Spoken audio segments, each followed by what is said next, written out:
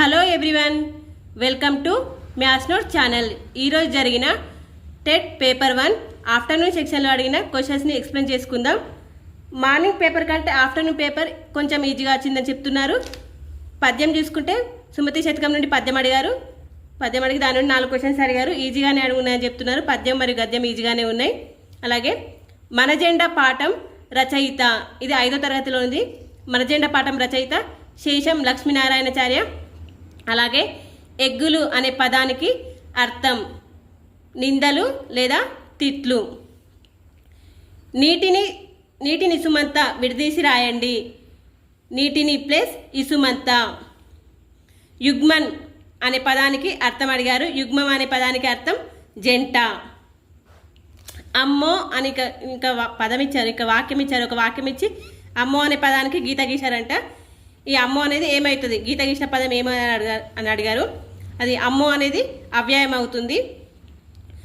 పొట్లపల్లి రామారావు రచన కానిది ఏది అని అడిగారు. మార్నింగ్ సెక్షన్లో కూడా ఈయన గురించి క్వశ్చన్ రావడం జరిగింది.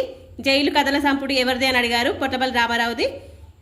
ఇప్పుడు పొట్లపల్లి రామారావు రచన కానిది అడిగారు. ఆయన యొక్క రచనలు చూసుకుంటే మెరుపులు చుక్కలు, ఆత్మవేదన, జైలు, మహాత్మాంశ, ఆత్మవేదన అనేవి ఈయన యొక్క రచనలు. ఇందులో లేనిది అతని రచన కానిది అయితే ఉంటుంది. నెక్స్ట్ ఏ కులం అనే పాఠం ఏ కవిత సంపుటి నుండి తీసుకోబడింది అని ఇచ్చారు. ఏ కులం అనే పాఠం అనేది జన్మ హక్కు అనే కథల సంపుటి నుండి తీసుకోబడింది. మేఘం అనే పదానికి పర్యాయ పదాలు అడిగారు. ఇక మేఘం అనే పదానికి పర్యాయ పదాలు మొగులు, జీముతం, వారిదం అనేవి దీని యొక్క పర్యాయ పదాలు. నెక్స్ట్ నవరసాల్లో కానిది, నవరసాలు ఉంటాయి కదా, నవరసాల్లో కానిదే అని ఇచ్చారు. అక్కడ ఆప్షన్స్ 4లలో కానిదే ఉంటుంది. తర్వాత తల్లిదండ్రులు ఏ సమాసం అని అడిగారు. తల్లి తండ్రులు అనేది ద్వంద్వ సమాసం అవుతుంది. తర్వాత పూర్వస్వరం అనగా, ఈ పూర్వస్వరం అనగా ఈ పూర్వస్వరం పరస్వరం గురించి చాలాసార్లు క్వశ్చన్స్ రావడం జరుగుతుంది. దీని డెఫినేషన్ ఏంటంటే మొదటి పదంలోని చివరి అచ్చు. ఖమ్మం జిల్లా నేలకొండపల్లికి చెందిన కవి ఎవరని అడిగారు. ఖమ్మం జిల్లా నేలకొండపల్లికి చెందిన కవి కంచర్ల గోపన్న. తర్వాత మాతలకు మాత సకల సంపద సమేత అంటూ తెలుగు గురించి గొప్పగా చెప్పిన కవి గుర్రం జాగవ. తర్వాత స్నేహబంధం పంచతంత్రంలోని ఏ భాగం నుండి తీసుకోబడింది. స్నేహబంధం అనే పాఠం పంచతంత్రంలోని మిత్రలాభం అనే భాగం నుండి తీసుకోబడింది. ఇవి తెలుగులో వచ్చిన క్వశ్చన్స్. తెలుగు ఈజీగానే వచ్చిందని చెప్తున్నారు. నెక్స్ట్ సైకాలజీ చూసుకుంటే కనుక సైకాలజీలో మొత్తం అప్లికేషన్ టైప్ క్వశ్చన్స్ అడగడం జరిగింది. మూర్తిమత్వం నుంచి ఒక క్వశ్చన్ రావడం జరిగింది. మార్నింగ్ సెక్షన్లో కూడా మూర్తిమత్వం గురించి ప్రశ్న రావడం జరిగింది. అలాగే నియంత్రిత పెంపకం, పిల్లల పెంపకం గురించి కూడా ప్రశ్నలు కంపల్సరీ అడుగుతున్నారు. మార్నింగ్ సెక్షన్లో కూడా పిల్లల పెంపకం గురించి ప్రశ్న రావడం జరిగింది. ఇందులో నియంత్రిత పెంపకం గురించి రావడం జరిగింది. నెక్స్ట్ బండూర అభ్యాసన పరిశీలన గురించి అడగడం జరిగింది.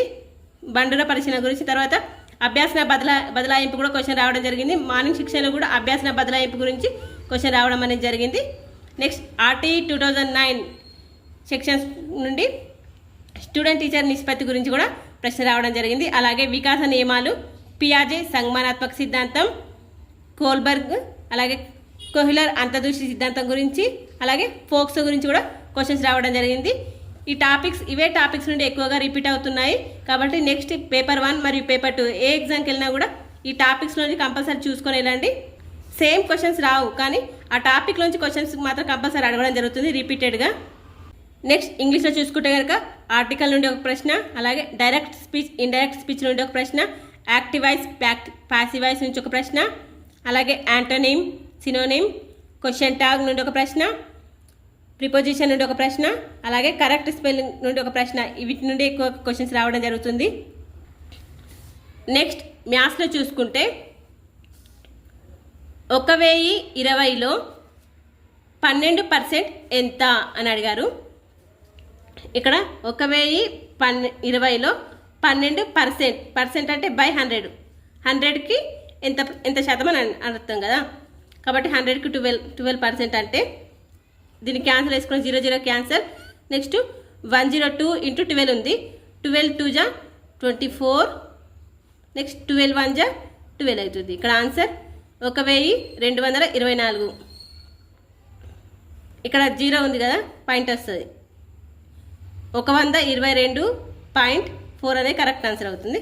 తర్వాత 2 సంఖ్యల కాసాగు గాసాబాలు వరుసగా 20,240 అయినా అందులో మొదటి సంఖ్య 4చే భాగించగా భాగఫలం 15 శేషం 0 అయిన రెండవ సంఖ్య ఏది అని అడిగారు.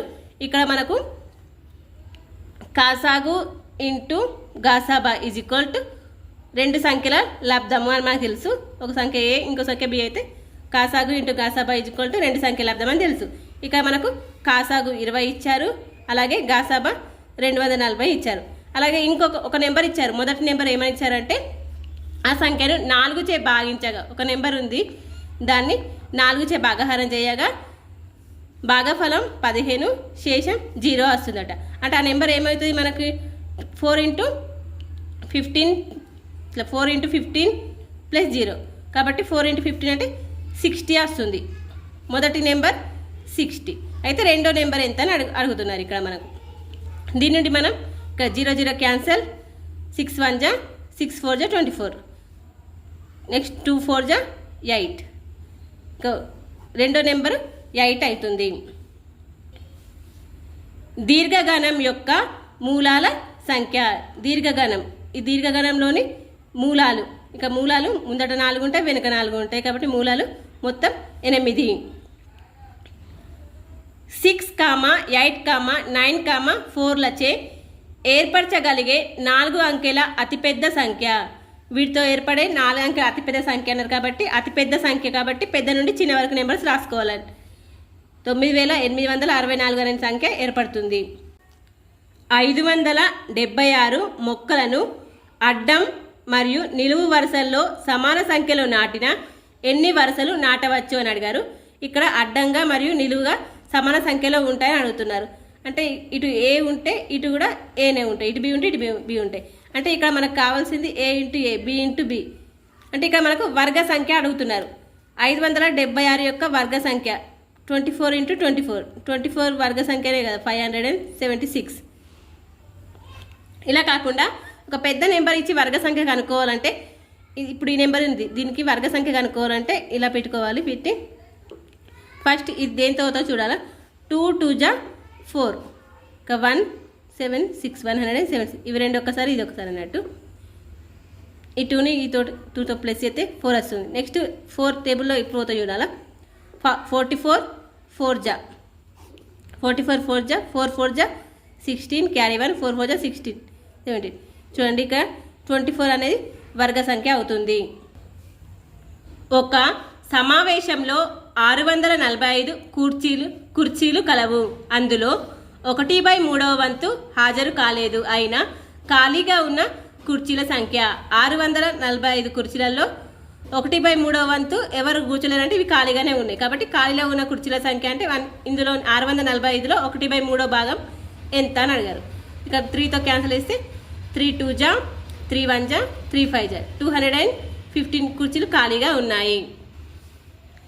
అతి చిన్న సరి సంయుక్త సంఖ్య 2 అంకెల అతిపెద్ద బేసి ప్రధాన సంఖ్యల మధ్య లబ్ధం అని అడిగారు. ఇక్కడ అతి చిన్న సరి సంయుక్త సంఖ్య అతి చిన్న సరి సంయుక్త సంఖ్య 4, అలాగే 2 అంకెల అతిపెద్ద బేసి ప్రధాన సంఖ్య 2 అంకెల ప్రధాన సంఖ్యలో 97 అనేది అతిపెద్ద 2 అంకెల ప్రధాన సంఖ్య అవుతుంది. ఇవి రెండింటి మధ్య లబ్ధం 4 7 జా 28, నెక్స్ట్ 4 9 జా 36 38 388.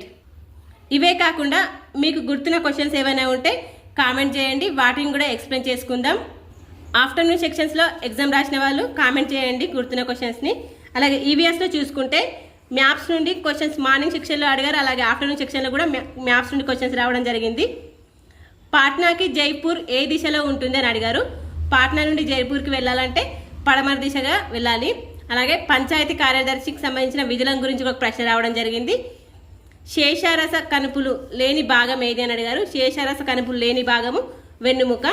ఇవి ఈవీఎస్లో అడిగిన క్వశ్చన్స్. ఇంకా మీకు గుర్తున్న క్వశ్చన్స్ ఏమైనా ఉంటే కామెంట్ చేయండి. మార్నింగ్ సెక్షన్లో అడిగినా కూడా ఒకసారి చూసుకుంటే చీకటి పర్యాయ పదాలు, అపరిచిత పద్యము సుమతి శతకం నుండి, అలాగే రమ పుస్తకం చదువుతున్న ఏ కాలం, షట్ చక్రవర్తులు, చిల్వ అనే పదానికి అర్థం, శబ్నం ఎవరి రచన, యావారాలు అంతస్థలు అవుతాయి. అలాగే ఆలి అర్థం కానిదని గారు, తొలి తెలుగు రామాయణం రంగనాథ రామాయణం, పల్లెటూరి పిల్లగాడ సుద్దాల హనుమంతు గారిది. అలాగే సింహాసన ధ్వజంశిక ఎవరి రచన, కొరవి గోపరాజు, అతడెక్కర సంధి అతడు ప్లస్ ఎక్కడ ఉత్వ సంధి, జైలు కథన సంపుటి ఎవరి రచన, పొట్లపల్లి రామారావు, కుల్య వికృతి కాలువ, సీమ అనే పదానికి అర్థం కానిది, దేశం వరిమడి గుర్తు, జీనవలభుని పద్యాలు ఏ ఛందస్సుకు చెందినవి, కంద పద్యాలు, పంటసిరి పాట రచయిత ఎవరు, రావెల్ల వెంకటరమణ గారు, పావులో సిద్ధాంతం ఆయత్న సిద్ధ స్వాస్థ్యం గురించి ప్రశ్న, అభ్యాసన అవరోధం తిరోగన అవరోధం గురించి, అలాగే నిర్దిష్ట వికాసాన్ని దశల వారీగా వివరించనిది వైగట్స్కి, పోక్సో యాక్ట్ నుండి, శిక్ష నిర్ధారణ అయితే ఎన్ని నెలల జైలు శిక్ష ఉంటుంది, 6 months, సెక్షన్ 21 ప్రకారం. బ్రూనర్ సిద్ధాంతం నుండి ప్రశ్న, మార్గదర్శకత్వం నుండి ప్రశ్న, మార్గదర్శకుని యొక్క స్వభావము, రక్షకత్వంతరాల నుండి పరిహారానికి సంబంధించిన ప్రశ్న, సైమన్ బీన్ బుద్ధి మార్పిడి పరీక్షలను ఏ వయసు గల వారికి ఉపయోగిస్తారు, 3 నుంచి 15 సంవత్సరాల గల వారికి, పిల్లల డైరీలు, రాతంశాలు, ప్రాజెక్టు పనులు, లఘు పరీక్షలు ఏ మూల్యాంకనం కిందికి వస్తాయి, నిర్మాణాత్మక మూల్యాంకనం. భారతీయ విద్యా వ్యవస్థకు మ్యాగ్నకట్టా అని దేన్ని పిలుస్తారు, వుడ్స్ డిస్పస్. అలాగే NCF 2005 నుండి క్వశ్చన్ రావడం జరిగింది. కిరణజన్య సంయోగక్రియలో CO2ను కనుగొనడానికి వాడే రసాయనం పొటాషియం హైడ్రాక్సైడ్, KOH. తెలంగాణలో తూర్పు కనుమల్లో ఉన్న జిల్లా జయశంకర్ భూపాలపల్లి జిల్లా. 1754లో ఫ్రెంచ్ వారిపైకి యుద్ధానికి వెళ్ళిన అర్కట్ నవాబు మహమ్మద్ అలీ. 2011 జనాభా లెక్కల ప్రకారం స్త్రీ పురుష అక్షరాస్యత శాతం. మెహ్రాలి ఇనుప స్తంభాన్ని నిర్మించినది చంద్రగుప్తుడు. నిర్మల్ పురస్కార్ గురించి ప్రశ్న రావడం జరిగింది. ఇది హాజీపల్లి విలేజ్కి సంబంధించింది. పరిశుద్ధ మరియు బహిరంగ మల విసర్జన రహిత గ్రామాలకు 2008లో రాష్ట్రపతి చేతుల మీదుగా మోడర్న్ విలేజ్గా అవార్డు రావడం జరిగింది. అలాగే అక్బర్ యొక్క పన్ను విధానం గురించి ప్రశ్న రావడం జరిగింది. అలాగే నోటి ద్వారా వేసే పోలియో వ్యాక్సిన్ కనుగొన్నది, పోలియో చుక్కల గురించి ప్రశ్న రావడం జరిగింది. Albert Sabin. బ్రౌన్ గ్రానైట్కి ప్రధాన నిలయంగా గల తెలంగాణ జిల్లా ఏది, కరీంనగర్. సౌమ్యవాదం లౌకికవాదం సంబంధించిన ఆర్టికల్ 42. నైలు నది ఏ సరస్సు నుండి పుట్టింది, 21 నుండి 29 వరకు గల సహజ సంఖ్యల మొత్తం అడిగారు. దీనికి ఆన్సర్ 225. అతి చిన్న ప్రధాన సంఖ్య 2. 12 గంటల సెకండ్లు ఎన్ని రోజులకు సమానం, 12 గంటలన్నా 12 గంటల సెకండ్లు అన్నా ఒకటే కాబట్టి 12 గంటలు అనేవి హాఫ్ డేకి సమానం. A మరియు B ఇద్దరు కలిసి ఒక పనిని 15 రోజులు చేసినా, ఏ ఒక్కడే 20 రోజులు చేసినా వారిద్దరికి జీతం 1200 చెల్లించిన ఏ వాటా ఎంత, 256 కారణాంకాల మొత్తం. అలాగే 100 కిలోమీటర్లకి ఎన్ని సెంటీమీటర్లు అని అడిగారు, 10⁻7 అవుతుంది. ఇంగ్లీష్లో యాక్టివ్ వాయిస్ ప్యాసివ్ వాయిస్ నుంచి ప్రశ్న, ఇండైరెక్ట్ స్పీచ్ నుండి, అలాగే కరెక్ట్ స్పెల్లింగ్ నుండి, అంటోనియం సినోనియం, అలాగే క్వశ్చన్ ట్యాగ్.